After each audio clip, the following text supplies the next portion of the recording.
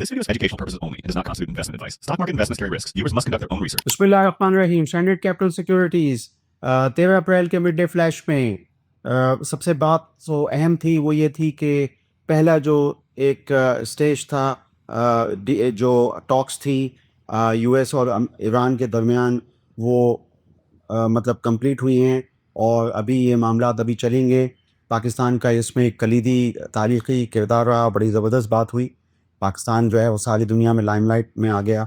और इसमें एक और बात ये है कि जो टॉक्स जो हैं वो आगे कंटिन्यू रहेंगी, ये हमने इंडिया देखा मुख्तलिफ़ साइट्स की तरफ से। अब ये है कि इसी के पस मंज़र में हम देख रहे हैं तो एक और बड़ी अच्छी डेवलपमेंट है हमारे मार्केट के नुक्ता निगाह से भी, और वो है जो थोड़े से मामलात आगे चल रहे हैं पाकिस्तान और सऊदी अरेबिया और कतर के दरमियान। जो मामलात हैं वो आगे चल रहे हैं और बहुत जल्द $5 बिलियन डॉलर्स के डिपॉज़िट की बातें पाकिस्तान के हवाले से वहीं पाकिस्तान में सऊदी अरब की तरफ से, मुमकिना तौर पर कतर की तरफ से भी।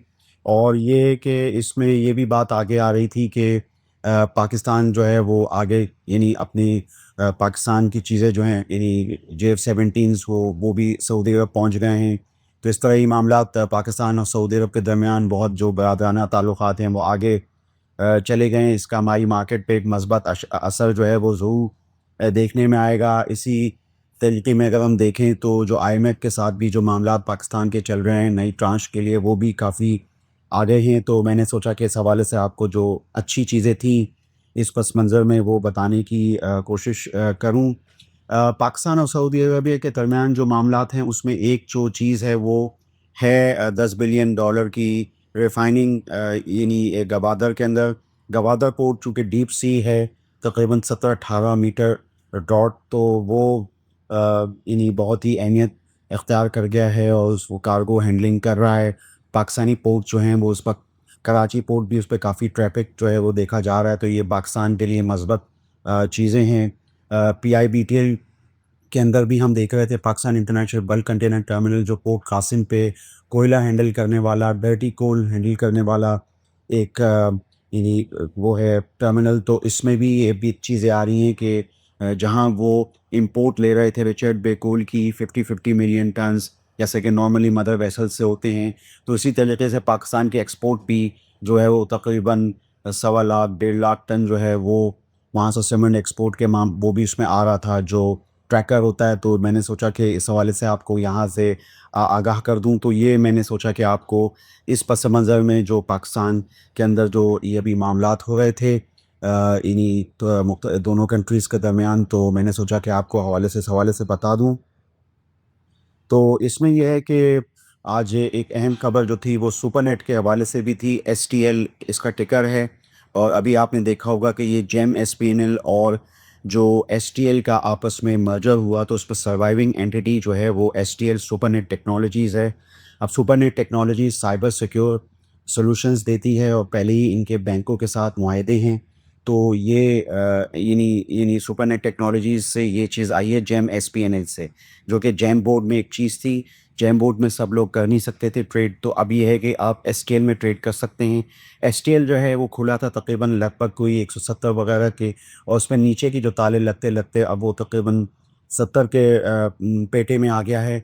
तो लेकिन वैसे अगर हम वैसे इसके फंडामेंटल्स देखें तो ये साइबर सिक्योर जो सॉल्यूशंस हैं वो या बैंकों को देते हुए तो ये एक अहमियत इख्तियार कर जाएगा बाद में, क्योंकि दुनिया में कुछ नैस्डैक वगैरह पे अगर हम देखें तो जितनी भी साइबर सिक्योर की जो साइबर सिक्योरिटी प्रोवाइड करने वाली कंपनी हैं तो उनके भाव तो कुछ और होते हैं। वकील ये कि अभी एक चीज़ जो अभी आई है जिसका शायद नोटिस भी PSX पे आया था कि इनका एक बड़े बैंक से जो है वो साइबर सिक्योरिटी के हवाले से मुआहिदा भी हुआ है, और उस बैंक के तकरीबन जो फ़ायदा उठा सकेंगे 10,000 एम्प्लॉयज़, ये उस चीज़ में मौजूद था। तो मैंने सोचा आपको एक और मस्बत चीज़ जो है पाकिस्तान के IT सेक्टर जो लिस्टेड है उसके हवाले से बता सकूं, क्योंकि हम जब सिस्टम लिमिटेड की बात करते हैं जो पाकिस्तान की सबसे बड़ी एक्सपोर्ट करने वाली IT कंपनी गर्दानी जाती है, तो नॉर्मली उसका थोड़ा सा BPO ऑपरेशंस हैं और उसके डिजिटल ऑपरेशंस हैं, तो वो बहुत ज़्यादा अभी मतलब उस तरह सॉफ्टवेयर्स वगैरह उस तरह की एक्सपोर्ट में भी नहीं। बहरहाल उनकी जो रीजन है एक्सपोर्ट का वो ज़्यादातर मिडल ईस्ट वाला रीजन है, गल्फ़ का रीजन है। अमेरिका में भी करने की कोशिश कर रहे हैं, تو لیکن یہ ہے کہ سپر نیٹ ٹیکنالوجیز کے آنے کے بعد ایک کمپٹیشن جو ہے وہ یہاں لسٹڈ کمپنیوں میں مل جائے گا. ہمیں جینمن حقیقی جو ایک آئی ٹی کمپنی جو ہونی چاہیے. تو میں نے سوچا کہ اس حوالے سے آپ کو ایک بات کر دوں. بقیہ یہ کہ ٹی بلز کے حوالے سے ہم نے پچھلے ویڈیو لاف میں بتایا تھا کہ فارنرز بیچ رہے تھے، لیکن ابھی ہم نے دیکھا کہ نیٹ انفلو ہوا ہے فارنرز کا. تقریباً یہ 39 ملین یعنی ڈالرز کا جو ہے انفلو ہے، جس میں کہ بیشتر تو یہ ٹی بلز اور پاکستان انویسٹمنٹ بانڈز یعنی بانڈز میں ہے، لیکن ایکویٹیز میں بھی جو ہے وہ آیا ہے. تو یہ تقریباً جو یعنی نیٹ انفلو ہے وہ 11 ملین ڈالرز کا جو ہے وہ فارنرز کا ہے. تو یہ ایک مثبت ہے چیز. یہ اس میرے خیال میں تناظر میں ہے کہ جو ہم نے بات چیت شروع کی تھی کہ پاکستان کا نام جو اس وقت کتنا زیادہ آ رہا ہے دنیا کے میڈیا میں ایک پیس میکر کی حیثیت سے، تو اس کا بھی ایک یہ شاخسانہ ہے کہ پاکستان میں اس وقت انفلو واپس فورنرز کی طرف سے جو ہے وہ ٹی بلز پاکستانی بانڈز میں آنا شروع ہوئے ہیں. تو اس سے کرنٹ اکاؤنٹ کو سہارا ملے گا پاکستان کے. تو کیونکہ یہ ایک بہت اہم انڈیکیٹر ہوتا ہے پی ایس ایکس یا کے سی 100 کو سنبھالنے کے لیے. دو ہی بہت اہم انڈیکیٹر ہوتے ہیں ہمیشہ میں نے آپ کو بتاتا ہوں. ایک تو یہ کہ ایکسچینج ریٹ اسٹیبلٹی ہونی چاہیے، وہ آئی ایم ایف پروگرام کے ساتھ رہتی ہے، اور دوسرا یہ کہ کرنٹ اکاؤنٹ میں ڈیفیسٹ کا نمبر زیادہ نہیں ہونا چاہیے. تو وہ ایک میں نے سوچا کہ ایک یہ بھی جو ہے وہ ٹی بلز میں اور بانڈز میں اور ایکویٹیز میں اگر انفلو ہوتا ہے تو یہ ایک مثبت چیز تھی. تو میں نے سوچا کہ آپ کو بتاؤں.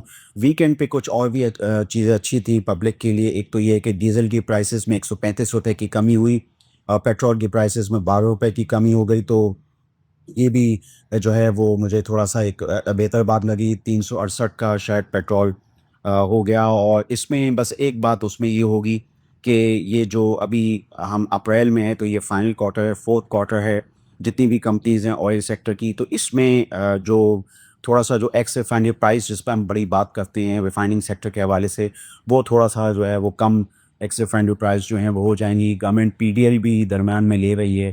تو اس میں یہ ہے کہ یہ ایکس ریفائنری پرائس کم ہونے سے تھوڑا سا ریفائننگ سیکٹر کے جو بہت زیادہ ونڈ فال نفع جو رپورٹ ہو رہے تھے وہ ہو سکتا ہے ممکنہ طور پہ اس طرح کے ونڈ فال جو ہیں اب شاید جو اب پہلے ہو گئے اب وہ جو جون کا کوارٹر ہو تو اس میں نہ ہوں. کیونکہ آہستہ آہستہ گائے بگائے جو پاکستان کے اسٹریٹ آف ہارمز سے آتے رہیں گے تیل کے جہاز PNSC وغیرہ کے، تو یوں تو ممکنہ طور پہ ریفائننگ جو مارجنز ہیں وہ تھوڑے سے کم ہو سکتے ہیں. ویسے یوں دیکھا جائے تو بہت زیادہ ہی ہیں ریفائننگ مارجنز، مطلب اتنے زیادہ ریفائننگ مارجنز کبھی ہم نے دیکھے نہیں تھے. تو یہ ہے کہ ابھی GRN جو ہیں ریفائنریز کا تھوڑے سے کم جو ہیں وہ ہو سکتے ہیں اگر یہ انہیں ایکس ریفائنری پرائسز نیچے آئیں. تو میں نے سوچا کہ آپ کو اس حوالے سے بات کروں. اچھا، اسی طریقے سے ٹرانسمیشن اینڈ ڈسٹریبیوشن چین کے اندر SNGP اور SSGC کے نئے پرائسز، نئے ٹیرف کے نئے فارمولے کی بھی بات ہو رہی ہے. اسی وجہ سے ہم نے حرکت دیکھی سوئی سدن اور سوئی ناردن کے یعنی حصص جو ہیں ان میں بھی ہم نے تھوڑے سے بھاؤ میں تھوڑی سی ایک بہتری دیکھی، وہ کہ کافی زیادہ نیچے گر چکے ہیں. آپ جانتے ہیں جو ہائی ایک 189,000 کا لگا تھا اس وقت سے سوئی سدن اور سوئی ناردن سب سے زیادہ جو ہیں وہ گرے ہیں. تو یہ کہ یوں ایک آپ جانتے ہیں کہ ایک یہ بھی ایک فیکٹر ہو سکتا ہے. لیکن بہرحال اگر نئے فارمولے وغیرہ کے حوالے سے کمپنیز کو بھی تھوڑا سا اگر بینیفٹ ملتا ہے، یعنی جو بھی ٹیرف اگر بڑھتے ہیں یا کوئی نیا پرائس فارمولا طے ہوتا ہے، تو یہ ٹرانسمیشن اینڈ ڈسٹریبیوشن کمپنیز کے لیے بہتری ہو سکتی ہے. آپ کی یاد دہانی کے لیے جو دونوں کمپنیز ہیں ان کو 2002 کا ایک فکس پرائس فارمولا ملا ہوا ہے جو ایشین ڈیولپمنٹ بینک نے اس وقت دیا تھا.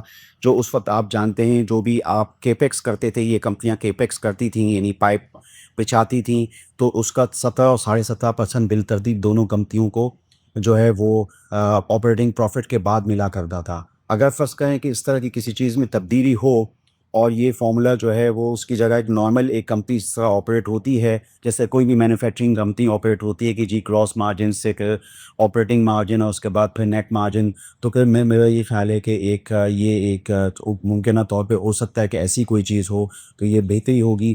تو یہ میں نے سوچا کہ آپ کو آج کے اس میں بتاؤں. کچھ ڈویڈنڈ جو ڈسٹریبیوشنز تھیں اس میں جو ایک تو آج AGP جو ہے وہ 6 روپے سے ایکس ہو گیا. بڑی اچھی ایک فارما کمپنی ہے اور بڑی اچھے بھاؤ پہ اس وقت مل رہی ہے. ان کے آگے 2030 کے پلانز ہیں جو ہم اینالسٹ بریفنگز وغیرہ میں دیکھتے رہتے ہیں. اسی طریقے سے گلیکسو کا بھی 12 روپے کا ایک ڈویڈنڈ ہے سالانہ 2025 کا, وہ بھی آگے چل کے ایکس ہونا ہے. ایک آدم جی لائف ایک شیئر ہے, ان کا بھی 1.5 روپے کا ڈویڈنڈ ہے. پرائس کے حساب سے دیکھا جائے تو یہ ڈویڈنڈ برا نہیں ہے, تو میں نے سوچا کہ ڈویڈنڈ ڈسٹریبیوشن کے حوالے سے بھی کچھ آپ کو بتانے کی کوشش کروں.